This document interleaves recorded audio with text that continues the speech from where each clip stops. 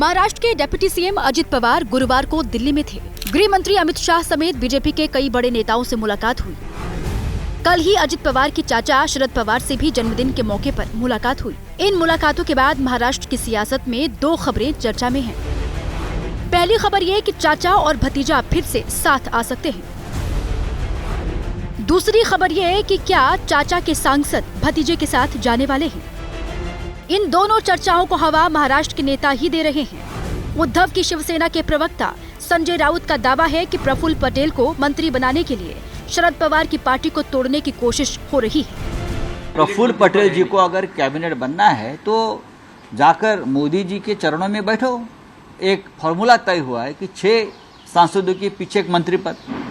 अजित पवार जी के पास एक ही सांसद है तटकरे, तो और 5 सांसद आप तोड़कर लेके आइए। इसलिए प्रफुल्ल साहब की ये सब एक कवायद।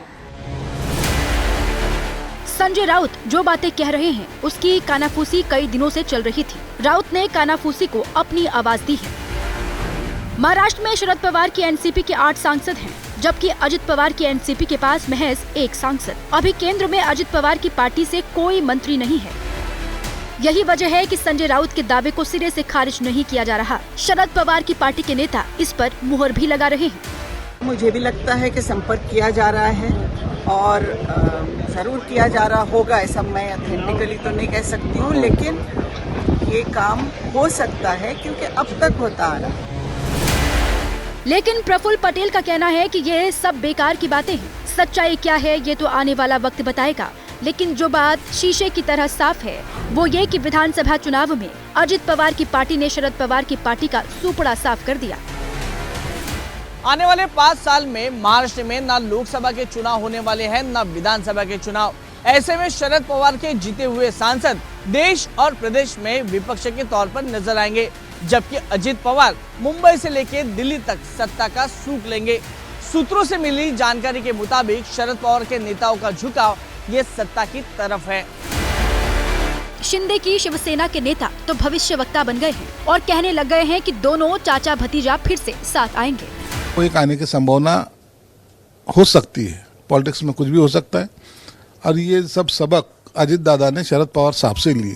हमारी ना बार्गेनिंग पावर कम होगी ना हमारी पार्टी को उससे कोई नुकसान होगा।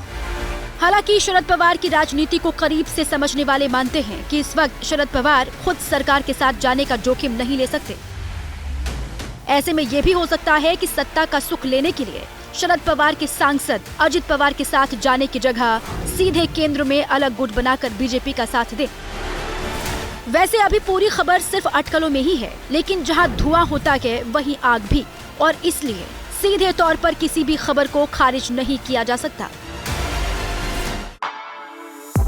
For exclusive and insightful videos, subscribe to our new channel ABP Live Premium.